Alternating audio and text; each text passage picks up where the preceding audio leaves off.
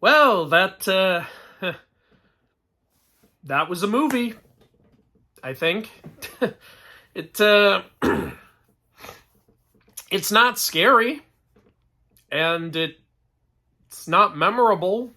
In fact, I'm kind of struggling to remember some of the things I wanted to say about it. It exists. It's pointless. If you've seen a possession movie, you've seen this movie. Like, there's nothing special about it except, I guess, the fact that there's two possessed girls this time. There's almost no reason for there to be, though. It doesn't really add much. And to be honest with you guys, I laughed more times during this film than I felt any amount of fear whatsoever. And it's not so much fear as just, thing jumped out. Like, jump scares. And the only jump scares that actually got me had nothing to do with the ghosts. Like, at one point in the woods, a snake pops out. That made me jump. I think at one point there was some jump scare with a dog or a chair or something that made Wilda jump. That was it. This is by the guy who wrote and directed Halloween Ends. Not a good sign. Please stop letting that guy make movies. He does not know how to make movies. I'm probably being a little mean to him, but I just cannot think of any reason any human being could write and direct Halloween Ends and think, yeah, this is art. Okay, I'm not going to go into a rant about Halloween Ends, but yeah, there's no reason to see this film. I mean, they spent like $400 million getting the rights to The Exorcist, and they ain't making that money back. I can tell you that for sure. It's not as bad as everyone built it up to be, though. Like, with what I was hearing, I was expecting an absolute train wreck, but no, it's just kind of underwhelming, and that's kind of it. The characters are okay. Like, the main dad is okay. I don't remember any of the characters' names. Like, there's two families. There's the main family and the secondary family, the white family. The main dad is fine. The secondary family has almost no lines, or at least none that I remember. The nurse neighbor was probably the most interesting character. She had some character to her, I remember it, and I was a little invested in her, so that was something. But yeah, oh, by the way, if you're here because they got the mom from the first movie and you're really excited for that, I've got bad news for you. She's in the movie for like 5 minutes. And they kind of ruined her character, too. Because, see, after the main guy's daughter gets possessed, like, at first, apparently he's a former religious guy, but after his wife died, he, lost all his faith, so basically he's Mel Gibson from Signs. Like I said, like, every horror movie trope is here. And, but then, with the possession thing, obviously he realizes, oh crap, this is real. So he tracks down, the mom from the first movie. I think her name was Chris. So he tracks down Chris, and she tells him about, yeah, my daughter was possessed, and I wrote a book about it. My daughter doesn't forgive me for that, so we have a rocky relationship right now. I've studied, like, all these different cultures to learn about possession, which makes sense. If she went through something like that, she would definitely want to understand it better. But then there's this horrible, horrible line where she says, yeah, I definitely witnessed a lot of the possession, but I wasn't in the room during the exorcism. They wouldn't let me in the room during the exorcism. And the dad asks, why? Why wouldn't they let you in the room during the exorcism? And she says, I swear to God, she says, because I wasn't part of their patriarchy. What? Okay, there's about 50 things wrong with that line. First of all, you weren't in the room because you're not a priest, you moron. Like, if you were a nun, maybe it would make sense, but, like, it's a procedure. It's a delicate, dangerous procedure that people died doing. It's like the same reason you're not allowed to, they don't let the mom in the room when performing open heart surgery. If you weren't a doctor and they didn't let you in the room during open heart surgery, would you go, oh, patriarchy? No, that's not the reason, you stupid, evil idiot. It's especially infuriating because she's disrespecting and shitting on these two men, these two priests, who died to save your daughter. I mean, spoilers for the first film, spoilers for a, 50-year-old movie, but, yeah, these two men gave their lives to save your daughter, and now you're gonna shit on them and call them sexist? Like, fuck you. Like, who wrote this script? Stop letting David Gordon Green write movies. This director has this running pattern of not understanding the material he's working with and just dumping on and disrespecting the original films. He completely ruined Michael Myers, and now he's ruining this Chris character. But she's barely in the movie, because after all this build-up to get her to come, help with the possession, she shows up, and with no Bible, no crucifix, no nothing. And her whole strategy is she just, looks at the girl who's possessed and goes, hey, you, get out of that girl. I want you out of that girl this moment. I'm gonna count to 3. I'm exaggerating. But that's basically what she says. She just walks in the room and goes, hey, in the name of, and she says this, in the name of all holy beings, get out of my daughter. I don't think that's how it works. I think you have to say who the holy beings are. I don't think any of the priests are oh, you mean I could have just used a pronoun and covered the whole thing? Damn it. No, you have to actually, in the name of all, you know who I'm talking about, no, you have to say the names. You can't just say, in the name of all holy beings. That's not how it works.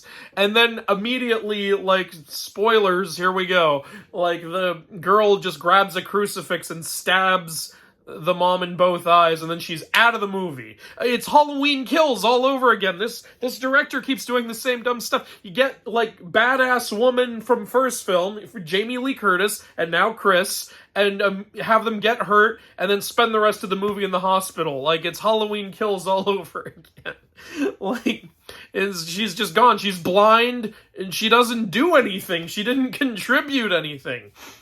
The only thing she kind of contributes, she tells the guy 2 things. One, she tells him, he tells her, oh, apparently they're trying to help, the White family is trying to help their daughter from home. They're doing it from home. And she goes, oh, no, that's a bad idea. Don't do it from home. And then you want to know where they take both the girls afterwards? They take it to the main guy's home. So they do just do it from home. And by the way, why is it a bad idea to do it from home? Your exorcism happened at home. I don't understand this logic. What was that line?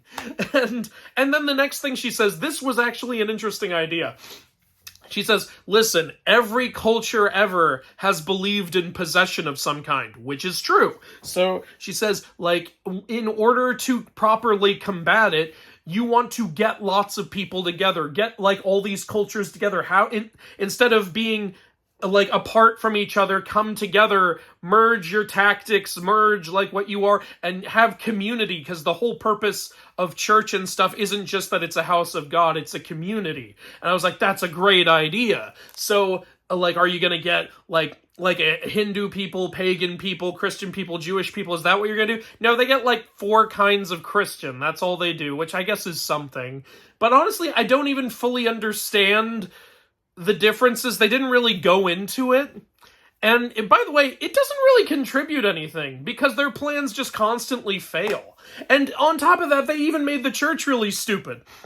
Because this priest goes to the church with, proof of possession, and he's hey, the priest who's supposed to help out in this movie, he's hey, listen, we need to help these girls or these girls will die. I need you to sanction an exorcism, let me exorcise the demons. And the priest he's talking to are we want to support you. We really want to support you, Father, but this is a very dangerous process. And he says, yes, it's dangerous, but if we don't do this, these 2 girls will die. And I'm thinking, yeah, of course. So of course they're going to sanction it. They sanctioned it in the first movie. They sent a priest, and, he, even though he didn't fully succeed, he knew what he was doing, and he was kind of a game changer when he showed up.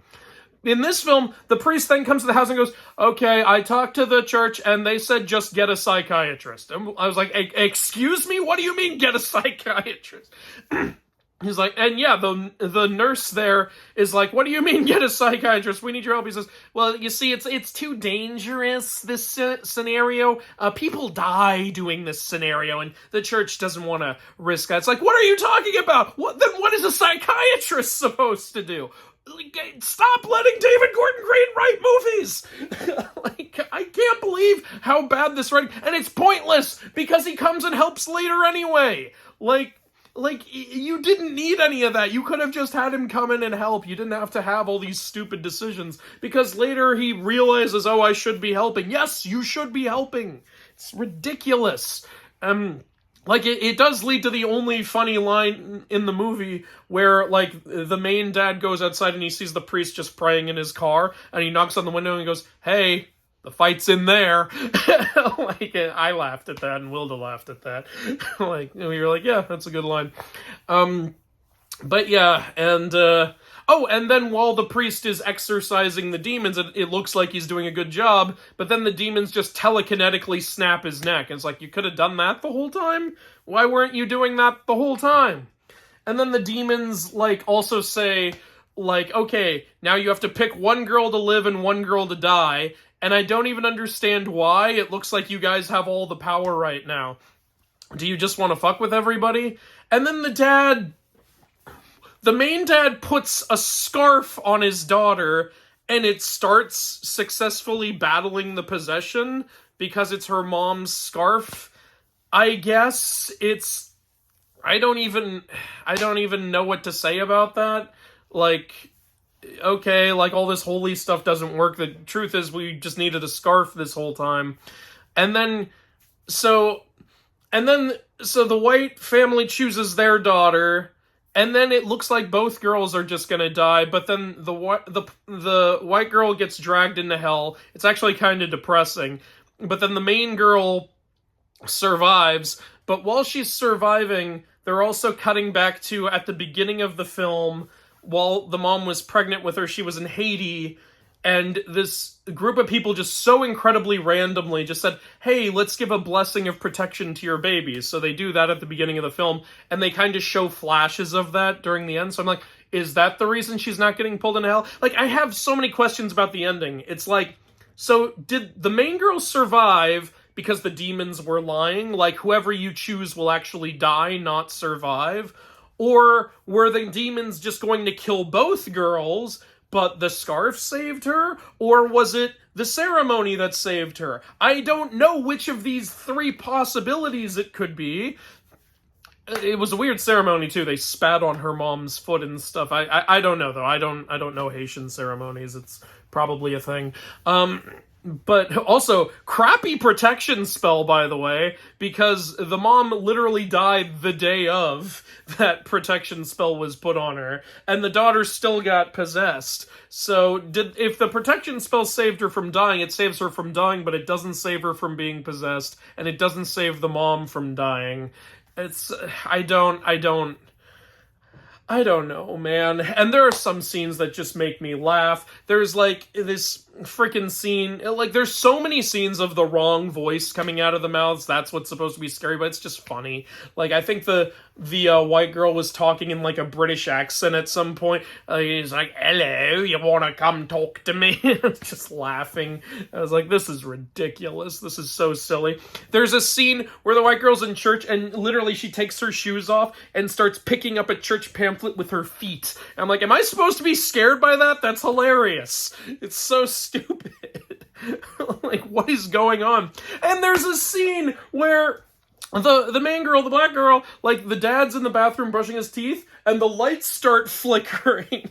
And Wilda leaned over to me and said, Nosferatu! And then it panned over, and it was the girl flicking the lights, and I was like, it is Nosferatu! And then literally, there's a scene where she teleports into the bathroom. She just teleports because there's no other way she could have done it that fast. Again, director of Halloween Kills here. And she just teleports into the bathroom. The dad sees her. He doesn't jump, no reaction at all. She just teleports in and goes, "What did you say?" And dad just goes, "I didn't say anything." It's like, you're not surprised she teleported into the bathroom? This movie's ridiculous. Oh, God. So yeah, it's a stupid film. It's an underwhelming film, but it's not nearly as bad as Halloween Ends. It's not like, honestly, I was a little disappointed by how not fun bad it was. I was hoping it would be fun bad, or just so insanely bad that I go off on a huge rant or something. But no, it was just lame. That's really all it was. I mean, to be honest, I was never all that scared of the first film because I think I was the wrong generation for it. Like, I'm only 29 years old. But I did I was invested in the first film. Like, I was invested in what was going on. I was worried about the girl and I wanted to see how things would end. I wasn't invested in this. This was just silly and dumb. And the director's, what's the word? I'm just gonna say fingerprints are like all over it. Like, there are so many times I was watching this and thinking, "Yep, director of Halloween Kills. Yep, director of Halloween Ends." Like, this guy has a style and it's not a good style. But yeah, that's about all I have to say about it. I don't know how to end videos.